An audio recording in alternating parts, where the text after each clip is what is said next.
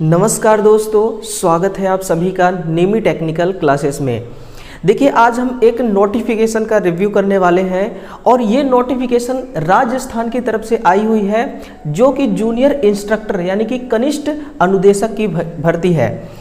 ये जो राजस्थान वाली वैकेंसी होती है ना, राजस्थान के जितने भी स्टूडेंट हैं वो सब बहुत ही दिलचस्प लेते हैं ऐसे वैकेंसी के लिए और बहुत ही बेसब्री से इंतज़ार भी रहता है ऐसे वैकेंसी का, है ना।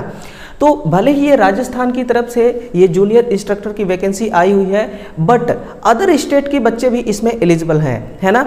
यहाँ पर लिखा है विस्तृत विज्ञापन, यानी कि इस विज्ञापन में A to Z टोटल क्या क्या रिक्वायरमेंट मांगा गया है वो सभी चीज़ें इसमें मेंशन किया गया है, सभी चीज़ें इसमें बताया गया है। तो A to Z जानकारी के लिए पूरे कंप्लीट वीडियो को देखिएगा, है ना। ये नोटिफिकेशन आप अलग चैनल पे देख चुके होंगे, इसका वीडियो आपने कंप्लीट देख चुका होगा, बट एक बार फिर से इसको देखिए। जो भी आपका डाउट होगा हर डाउट क्लियर हो जाएगा। छोटी से छोटी चीज़ों पर बिल्कुल डिटेल से बात करने वाले हैं, है ना। तो चलिए देखते हैं इस नोटिफिकेशन में क्या क्या मांगा गया है, क्या क्या लिखा गया है। और आगे बढ़ने से पहले चैनल को सब्सक्राइब अगर आपने नहीं किया होगा तो जरूर चैनल को सब्सक्राइब कीजिए, थोड़ा सपोर्ट कीजिए और वीडियो को शेयर जरूर कीजिएगा, है ना। चलिए सबसे पहले यहाँ पर देखिए कि कितने पदों के लिए वैकेंसी है ना।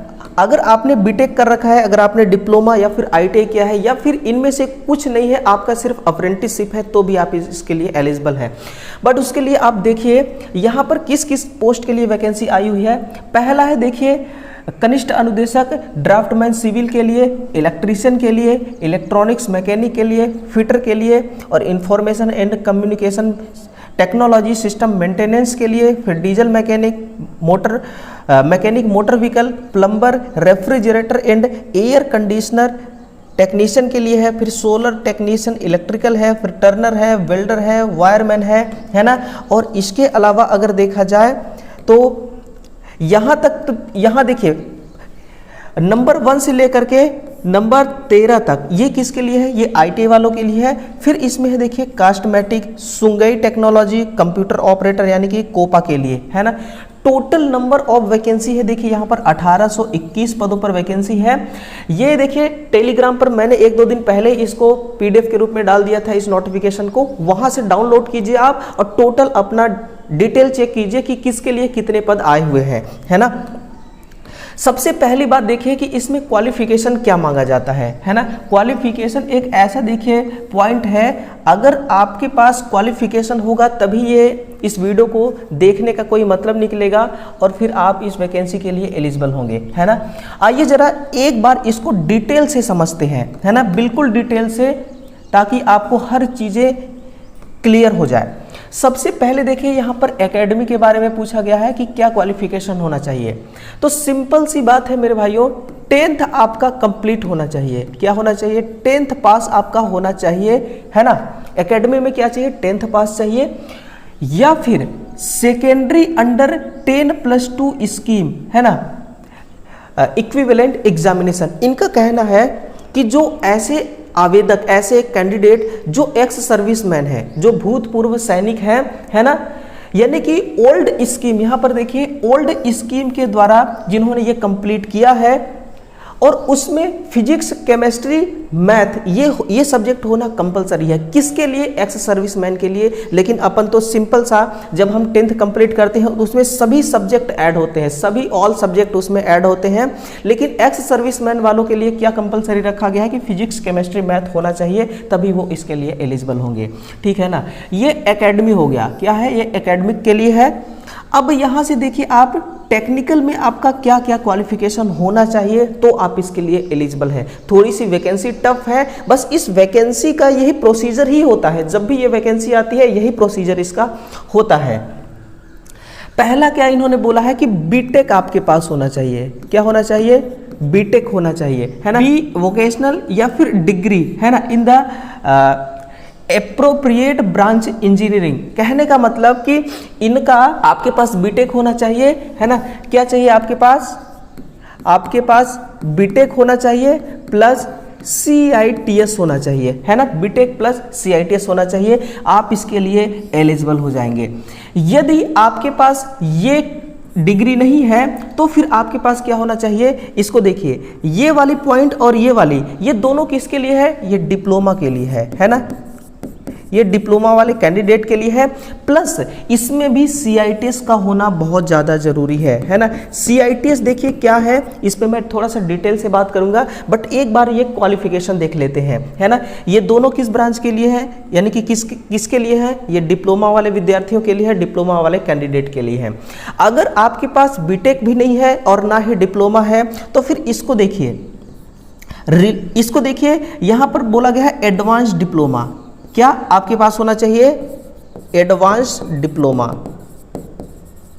डिप्लोमा होना चाहिए, प्लस में CITS, यानी कि CITS का होना तो कंपलसरी है, CITS का होना क्या है, बिल्कुल कंपलसरी है। फिर इस पे देखा जाए, ये वाली पॉइंट को आप देखिए, ये है ITI के लिए, ITI वाले विद्यार्थियों के लिए, ITI प्लस CITS, है ना। अगर आपके पास डिप्लोमा नहीं है, ना ही बीटेक है, ना ही एडवांस डिप्लोमा है, आपके पास ITI है और आपने CITS किया है, तो भी आप इसके लिए एलिजिबल हो जाएंगे, है ना।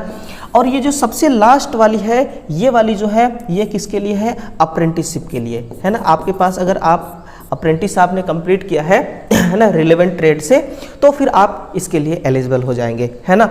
तो देखिए सबसे पहले बात करते हैं थोड़ा सा कि भाई CITS क्या है। CITS देखिए एक इंस्ट्रक्टर होती है, और इंस्ट्रक्टर में क्या कराया जाता है कि आपको ट्रेनिंग दिया जाता है पढ़ाने के लिए। ये एक प्रकार का कोर्स ही होता है, जैसे कि अपन BA BSc करके B.Ed करते हैं, D.Ed करते हैं, है ना, फिर किसी कॉलेज में जाके लेक्चरर बनते हैं। उसी प्रकार से ये जो अनुदेशक होता है, कनिष्ठ अनुदेशक होता है, इसमें भी ITI कॉलेज में जा करके अध्यापक का काम इसमें मिलता है ना, अध्यापक की इसमें ड्यूटी होती है। जैसे कि BA BSc करके आप B.Ed करते हैं, है ना, उसी प्रकार से ITI करके CITS किया जाता है ना। सिंपल सा आप इतना समझ लीजिए, है ना। ये क्या है, ये आपके लिए क्वालिफिकेशन है। अब यहाँ पर देखिए एक्सपीरियंस भी मेंशन किया गया है और कंपलसरी भी है ना। एक्सपीरियंस सैलरीड, ये सैलरीड का मतलब क्या होता है, इसको ध्यान से सुनिए। सबसे पहले एक्सपीरियंस को देखिए, इनका कहना है कि experience in the trade concerned, यानी कि जिस रिलेवेंट ट्रेड से आप फॉर्म को अप्लाई करेंगे, उस ट्रेड से किसी इंडस्ट्रीज में या फिर गवर्नमेंट डिपार्टमेंट में आपका 1 साल का, कितना, 1 साल का एक्सपीरियंस होना चाहिए। किसके लिए ये बात कही गई है, ये बीटेक वाले कैंडिडेट के लिए ये बात कही गई है। 1 ईयर का क्या चाहिए, यहाँ पर एक्सपीरियंस चाहिए, है ना, 1 साल का एक्सपीरियंस चाहिए। अब ये एक्सपीरियंस अलग अलग प्रकार से हो सकता है। देखिए जैसे कि किसी कंपनी में, किसी उद्योग में आपने एक्सपीरियंस लिया है, काम किया है ना, कॉन्सर्ड ट्रेड से, जैसे कि आपने वायरमैन से ITI किया है और वायरमैन से ही किसी भी कंपनी में जा करके 1 साल का अनुभव प्राप्त किया है, 1 साल तक काम किया है, तो वहां पर आपको जो एक्सपीरियंस सर्टिफिकेट मिला है वो वैलिड होगा, है ना।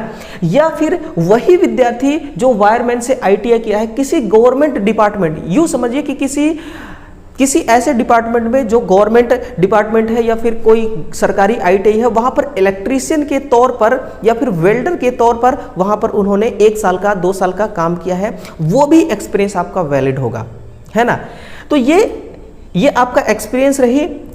ये टेक्निकल पोस्ट की बात कर रहा हूं, कैसा एक्सपीरियंस की बात कर रहा हूं मैं, टेक्निकल पोस्ट वाली एक्सपीरियंस की बात कर रहा हूं। वहीं पर आपको देखिए लिखा है कि टीचिंग पोस्ट, यानी कि टेक्निकल डिपार्टमेंट में आपने काम करके 1 साल एक्सपीरियंस प्राप्त किया है, वो भी वैलिड है। और किसी स्कूल ने, किसी कॉलेज में, किसी संस्था में जा करके आपने टीचिंग पोस्ट पर काम किया है 1 साल का, 2 साल का, वो भी आपका वैलिड होगा, है ना। ये है आपका इंडस्ट्रीज वाला है टेक्निकल पोस्ट के लिए, और गवर्नमेंट डिपार्टमेंट वाला है आपका ये टीचिंग पोस्ट के लिए। क्योंकि किसी भी गवर्नमेंट डिपार्टमेंट यानी कि किसी संस्था, ITI में जाकर के, ITI संस्था में जाकर के आपने टीचिंग के लिए काम किया है 1 साल का, तो वहां से जो आपने गेन किया है एक्सपीरियंस, वो एक्सपीरियंस आपका यहाँ पर काम करेगा, है ना। तो 1 साल का एक्सपीरियंस किसके लिए चाहिए, बीटेक के लिए चाहिए। और ये वाली जो है, ये है डिप्लोमा के लिए। ये किसके लिए है, डिप्लोमा वाले कैंडिडेट के लिए। इनको 2 इयर्स का चाहिए एक्सपीरियंस, और ये है आपका ITI वालों के लिए, है ना। ये है आपका ITI वालों के लिए, और 3 साल का एक्सपीरियंस चाहिए यहाँ पर ITI वालों के लिए। तो इतना सिंपल सी बात आपने समझ लिया कि एक्सपीरियंस किसके लिए कितना चाहिए। सैलरीड का मतलब क्या होता है, थोड़ा समझिए कि सैलरीज का मतलब ये होता है कि जैसे कि आपने कहीं पर काम किया है, किसी इंडस्ट्रीज पे काम किया है, या फिर देखिए इंडस्ट्रीज में कई प्रकार के काम होते हैं, है ना, कॉन्ट्रेक्चुअल बेस पे भी होते हैं, ठेकेदारी रूप से काम होता है। तो ठेकेदारी रूप से जब काम होता है ना, तो कई सारे ऐसे ठेकेदार होते हैं कि अपने वर्कर्स को क्या करते हैं कि वो ऑफलाइन सैलरी देते हैं, इन हैंड कैश देते हैं। हर महीने में वो काम लिए और महीना जैसे खत्म हुआ इन हैंड कैश दे देते हैं, ठीक है ना। तो उस प्रकार का अगर आपने कोई एक्सपीरियंस प्राप्त किया है तो वो मान्य नहीं होगा, है ना। आपको जो बकायदा सैलरी मिलती है, एक फिक्स सैलरी मिलती है पर मंथ, और उस सैलरी का सैलरी स्लिप मिलता है हर महीने का, है ना, वो वाली आपको एक्सपीरियंस चाहिए। या फिर किसी ऐसे संस्था में जा करके आपने, मान लीजिए किसी ITI संस्था में जाकर के आपने टीचिंग का काम किया है और वहाँ पर आपको एक फिक्स सैलरी नहीं मिल रही थी, और सैलरी ऑनलाइन माध्यम से नहीं मिल रही थी। ऑनलाइन का मतलब कि आपके अकाउंट में नहीं आ रही थी, हैंड टू हैंड आपको पैसा मिल रहा था, और आप वहाँ पर टीचिंग का काम कर रहे थे। जब तक उनकी रिक्वायरमेंट थी तब तक आपने जा करके पढ़ाया, रिक्वायरमेंट खत्म हुआ, आपको वहाँ से निकाल दिया गया। तो इस प्रकार का कोई भी एक्सपीरियंस यहाँ पर वैलिड नहीं होगा, है ना। आप कंफ्यूजन मत होइएगा, वीडियो को आप बैक करके भी देख सकते हैं अगर चीज़ें समझ में नहीं आ रही हैं तो, है ना। तो ये बातें हो गई किसके लिए, ये बातें हो गई एक्सपीरियंस के लिए, ठीक है ना। अब देखिए यहाँ से मैं आपको ले चलता हूं कि भाई फॉर्म वगैरह अप्लाई कब से होगा, इस पे थोड़ा सा डिटेल से बात करते हैं। ये देखिए, ये है आपका पॉइंट नंबर 11 को ध्यान से देखिए कि पंजीयन शुल्क, यानी कि एक टाइम आपको रजिस्ट्रेशन करना होगा, है ना, एक ही बार आपका रजिस्ट्रेशन होगा। और ये रजिस्ट्रेशन कब से कब होगा, यानी कि 13 मार्च से फॉर्म भराना आपका स्टार्ट हो चुका है, 13 मार्च से स्टार्ट हो चुका है, और 11 अप्रैल तक फॉर्म अप्लाई होगा, है ना। तो आपके पास फॉर्म अप्लाई करने के लिए टाइम है। आप बिल्कुल इस PDF को एक बार कंप्लीट पढ़िएगा, उसके बाद ही आप फॉर्म को अप्लाई करिएगा, है ना। परीक्षा आयोजन यानी कि एग्जाम प्रोसेस क्या है यहाँ पर, तो एग्जाम प्रोसेस आपने CBT सुना होगा, लेकिन इस बार TBT होगा, है ना। टैबलेट आधारित परीक्षा होगी, OMR आधारित परीक्षा होगी, है ना, यानी कि ऑफलाइन एग्जाम होगा आपका, है ना। यह है एग्जाम पैटर्न्स के बारे में।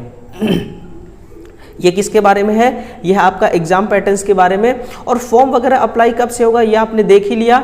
और इसमें फीस वगैरह क्या है, तो फीस का मैं आपको बता देता हूं कि ऐसे विद्यार्थी जो राजस्थान के हैं, और जिनको रिजर्वेशन नहीं मिलता, अनरिजर्व में आते हैं, उनको 600 रुपये देना है।